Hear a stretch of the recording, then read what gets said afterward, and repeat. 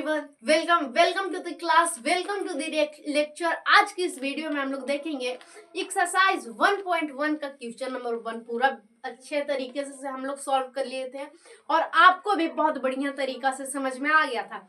आज की इस वीडियो में हम लोग क्वेश्चन नंबर 2 को सॉल्व करेंगे। क्या करेंगे? क्वेश्चन नंबर 2 को सॉल्व करेंगे। ठीक है, so without wasting time let's start. सबसे पहले हम लोग क्वेश्चन समझते हैं कि क्वेश्चन कह क्या रहा है। तो आपका क्वेश्चन है कि दर्शाइए कि कोई भी घनात्मक विषम पूर्णांक, क्या कह रहा है कि दर्शाइए कि कोई भी घनात्मक विषम पूर्णांक, विषम किसको कहते हैं आपको पता होगा तो ऑप्शन में मतलब कमेंट में जरूर बताइएगा। विषम का इंग्लिश होता है ऑड। ठीक है, कोई भी घनात्मक विषम पूर्णांक, अब दिया हुआ है कि कौन सा घनात्मक विषम पूर्णांक 6q+1 या 6q+3 या 6q+5 के रूप का हो सकता है या होता है। ठीक है, जहां q कोई पूर्णांक है। तो ये आपका टोटली क्वेश्चन कर रहा है। हम जानते होंगे कि आपके दिमाग में कुछ भी पल्ले नहीं पड़ रहा होगा, कुछ समझ में नहीं आ रहा है, but white fair when JPS studies here, इसलिए कोई दिक्कत नहीं है डरने की। हम आपको बहुत बेसिक तरीके से समझाते हैं। ये सिंपल क्वेश्चन आपका कह रहा है ना कि वैसा घनात्मक, क्या करना है, वैसा घनात्मक विषम पूर्णांक फाइंड करना है आपको दिखलाना है जो क्या करे ना इन सारे का रूप ले सकता है। ठीक है, तो चलिए हम सॉल्व करते हैं। देखिए, आपको बस हमको फ्लो करना है और इस तरीके का जितना भी क्वेश्चन रहेगा ना आपको सॉल्व हो जाएगा। हाँ, ये क्वेश्चन बहुत इंपॉर्टेंट है, एग्जाम में आता है कभी कभी। ठीक है, तो आप देखिए हम सॉल्व करते हैं। पहले क्या करना ना, क्वेश्चन जो आपका बोला ना वहीं से स्टार्ट करना है। आपको एक घनात्मक विषम पूर्णांक मानना है। क्या करना है आपको? घनात्मक विषम पूर्णांक मानना है। कुछ भी ABCD जो मानना चाहते हैं आप मान लीजिए। तो हम यहाँ पर लिखते हैं, क्या लिखेंगे? माना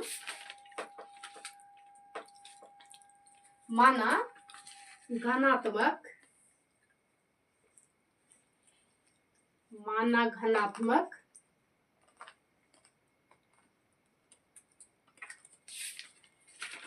विषम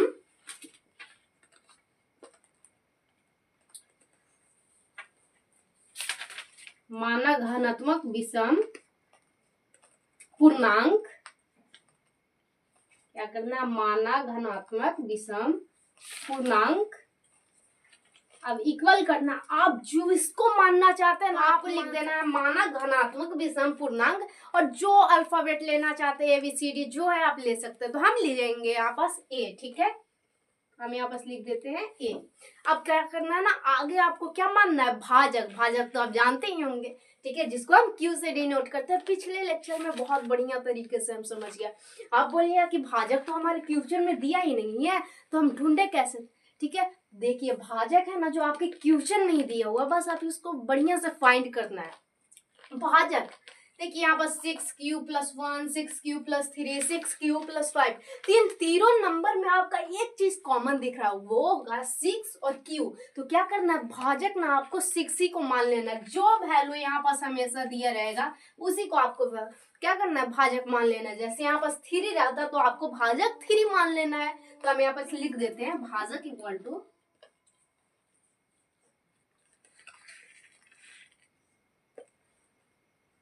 देखिए जैसे धनात्मक पूर्णांक संख्या A को मान लिए थे ना, इसीलिए भाजक को हम B मान लेंगे। ठीक है, हम ब्रैकेट में लिख दे रहे हैं भाजक क्या है? B का वैल्यू है और इसका क्या है वैल्यू? 6। तो हम यहाँ पास लिख देंगे भाजक का वैल्यू 6 हो गया, फिर धनात्मक पूर्णांक संख्या का वैल्यू A हो गया। अब क्या मानना है? रिमाइंडर यानी कि शेषफल। तो हम रिमाइंडर किसको मानेंगे? देखिए जो आपका भाजक रहेगा ना, यानी कि जो B का संख्या रहेगा ना उससे जितना छोटा होगा सब आपका रिमाइंडर ही रहेगा। तो हम यहाँ पास लिखते हैं। ठीक है, शेषफल लिखना है। शेषफल को इंग्लिश में क्या कहते हैं आपको पता होगा तो आप कमेंट में आंसर जरूर कीजिएगा। ठीक है, तो 6 से छोटा क्या होता है? 6 से छोटा 0 होता है, 1 होता है, 2 होता है, 3 होता है, 4 होता है और 5। ठीक है, तो आपको शेषफल में यही लिखना है 0, 1, 2, 3, 4, 5। देखिए यहाँ तक तो कर लिए, यहाँ तक आपको समझ गया है तो बहुत बढ़िया। तो प्लीज हमारे वीडियो को लाइक और चैनल को सब्सक्राइब जरूर कीजिएगा। ठीक है, अब बढ़ते हैं हम आगे। यहाँ तक हो गया। अब आपको एक कॉमन चीज जो कि आप कल के लेक्चर में भी क्या किए थे, लिखे थे, यानी कि पार्ट 1 में भी लिखे, तो वो है आपका, यहाँ पास हम बोल दे रहे हैं, आपको लिख लेना है, ठीक है। यूक्लाइड विभाजन प्रमेयिका द्वारा, क्या करना है, यूक्लाइड विभाजन प्रमेयिका द्वारा लिख के कॉमा कर देना और नीचे अपना फॉर्मूला लिखना। अगर फॉर्मूला याद है तो कमेंट में जरूर उसका बताइएगा, ठीक है। तो अभी हम आपको बता देते हैं कि उसका फॉर्मूला क्या होगा। उसका फॉर्मूला होगा A equal to B Q plus R. अब देखिए, आपको पता होगा कि ए का वैल्यू क्या हो गया, आपका विषम पूर्णांक ए आपका हो गया, जिसका वैल्यू हम लोग को फाइंड करना है, ठीक है। इधर LHS है, इधर RHS है, ठीक है। अब ये b का वैल्यू यानी कि भाजक का वैल्यू क्या हो गया 6, तो हम यहाँ पर 6 लिख देंगे b के जगह पे। q का वैल्यू क्या हो गया, q का वैल्यू के जगह पे q ही रहने देंगे, ठीक है। और प्लस रिमाइंडर के जगह पे इन लोग सबको ट्राई करेंगे, पहले 0 को, फिर 1 को, फिर 2 को, ऐसे करके 5 तक करेंगे, ठीक है। तो हम यहाँ पर लिखते हैं a इक्वल टू b का वैल्यू क्या है 6, तो हम लिखेंगे 6, और b 6 और q के बीच में कुछ नहीं है, तो किसका सिंबल है, मल्टीप्लाई का, वेरी गुड। तो हम यहाँ पर लिख देंगे मल्टीप्लाई और q लिख देंगे, प्लस रिमाइंडर में क्या लिखेंगे, सबसे पहले 0 लिखेंगे, तो हम यहाँ पर लिख देते हैं 0। अब देखिए, इसको कीजिएगा तो कितना आएगा, तो कोई भी नंबर में 0 प्लस कीजिएगा तो वही नंबर एज इट इज आएगा, इसलिए हम यहाँ पर लिख देते हैं a इक्वल टू 6q, ठीक है। a इक्वल टू 6q लिख देंगे। तो आप बताइए, क्या ये एक विषम ऑड संख्या है, आप बोलिएगा कि ये तो सम लग रहा है, क्योंकि 6 क्या है, एक सम संख्या है, ठीक है। और इसको किसी से भी मल्टीप्लाई कीजिएगा तो क्या आएगा, एक सम संख्या ही आएगा, तो इसलिए इसको हम कट कर देंगे, क्यों, क्योंकि ये एक सम संख्या, हमको चाहिए कौन सा संख्या, विषम संख्या, ठीक है। तो हम आगे ट्राई करते हैं अब किसको, 1 को, क्योंकि 0 के बाद 1 है, तो वही करना है, यही फॉर्मूला रहेगा, बस 6q और प्लस रिमाइंडर के जगह क्या होना चाहिए, आपका 1 होना चाहिए, तो हम 0 को मिटा देंगे और यहाँ पास लिख देंगे 1, ठीक है। अब यहाँ पास क्या आएगा, तो आप बोलिएगा a का वैल्यू यहाँ पास आएगा 6q प्लस 1।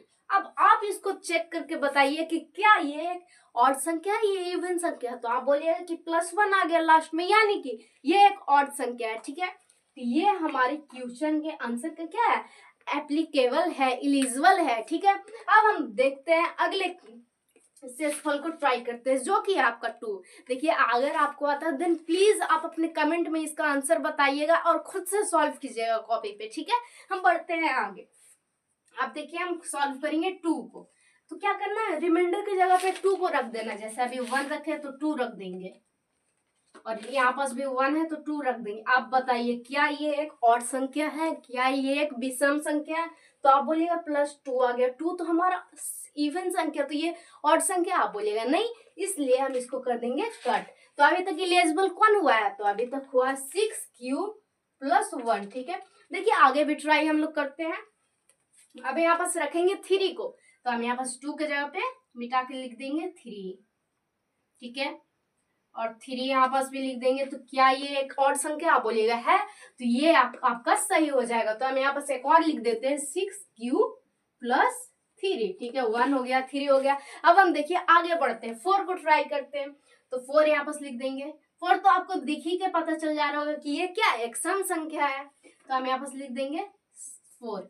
क्या ये एक ऑड संख्या, तो आप बोलिएगा कि नहीं, तो ये भी आपका कट गया। अब लास्ट बचा जो कि है आपका 5, तो चलिए हम 5 को भी ट्राई करते हैं। r के जगह पे क्या लिखेंगे, हम लोग 5 लिखेंगे, ठीक है, और यहाँ पास r के जगह पे क्या लिखेंगे, 5 लिखेंगे। क्या ये एक ऑड संख्या है, क्या ये एक क्या विषम संख्या है, तो आप देख के बोलेगा है, तो ये भी आपका एप्लीकेबल हो गया, यानी कि ये भी सही हो गया।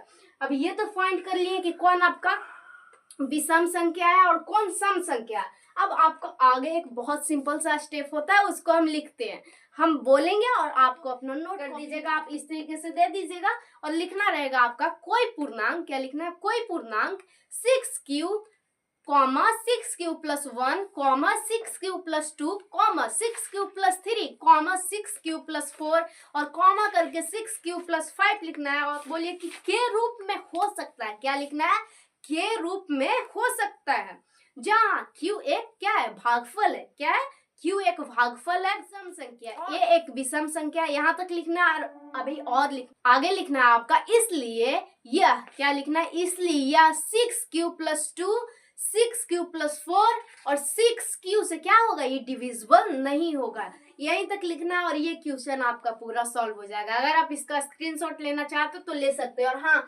देखिए ये जो है ना, इसी को 0 आप लिख सकते हो, 1 लिखिएगा, पूरा स्टेपली से लिखिएगा, तभी आपको पूरा नंबर मिलेगा। ठीक है, तो आप इसका स्क्रीनशॉट ले सकते हैं। तो हम उम्मीद करते होंगे कि आप स्क्रीनशॉट ले लिए होंगे। अब हम बढ़ते हैं अगले क्वेश्चन लेके। ठीक है, ये क्वेश्चन ना बहुत ज्यादा आसान है, अगर आप डीपली इसको समझ के बनाइएगा तब।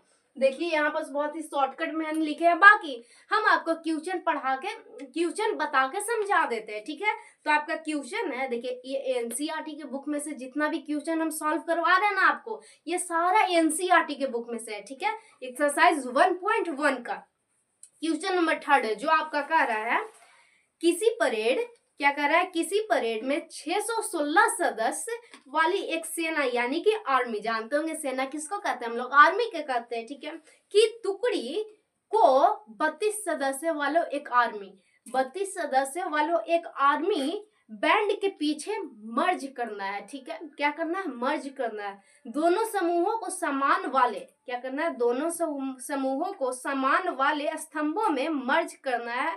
उन स्तंभों की अधिकतम संख्या क्या होगी जिसमें वो मर्ज कर सकते हैं। ठीक है, तो यहाँ पर एटलीस्ट बताना है, क्या बताना है, कि मर्ज कर सकते हैं उसका वैल्यू बताना है। ठीक है, तो यहाँ बस दिया हुआ है आपका नंबर 616 और 32।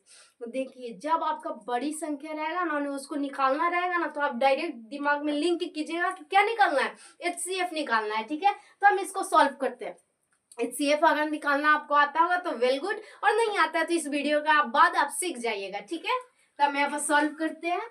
सबसे पहले हम निकालते हैं बड़ा का, जो है आपका 616 यानी कि 616। तो 616 लिख देंगे। किस तरीके से निकालते हैं, सबसे पहले इसको आप निकालिए अभाज्य गुणनखंड यानी कि प्राइम फैक्टर। ठीक है, तो यहाँ पास आपको इस तरीके से लाइन करना है और इसमें लिखना है 616, 616। देखिए किससे कट रहा है, तो आप बोलिएगा कि सबसे छोटा नंबर से काटिएगा, फिर नहीं कटेगा तो बड़ा पे लेके जाइएगा। तो सबसे छोटा नंबर हमारा हो गया 2 से कट रहा है। 2 से डिविजिबल का आपको पता ही होगा कि जिसके लास्ट में 2 का कोई भी नंबर आ जाए, 2 4 6 8 आ जाए तो वो 2 से कटता है। तो इसका लास्ट में 6 है यानी कि ये 2 से कटेगा, तो हम 2 से काट देंगे। जी कितना बार में, 2 के टेबल में 6 कितना बार में आता है, 3 बार में, और 16 8 बार में, तो 308 लिख देंगे। ठीक है, अब देखिए क्या ये फिर से 2 से कट रहा, बोलिएगा हाँ, क्योंकि लास्ट में 2 का टेबल यानी कि 4 आ रहा है, तो हम फिर 2 लिखेंगे। कितना होगा, 15 बार में 30 हो जाएगा और 8 4 बार में हो जाएगा। फिर क्या ये फिर से 2 से कट रहा है, बोलिएगा हाँ, क्योंकि लास्ट में 4 आ रहा है। तो हम यहाँ पास कितना बार में काटेंगे, तो 7 2 14 हो जाएगा, 1 तो 77।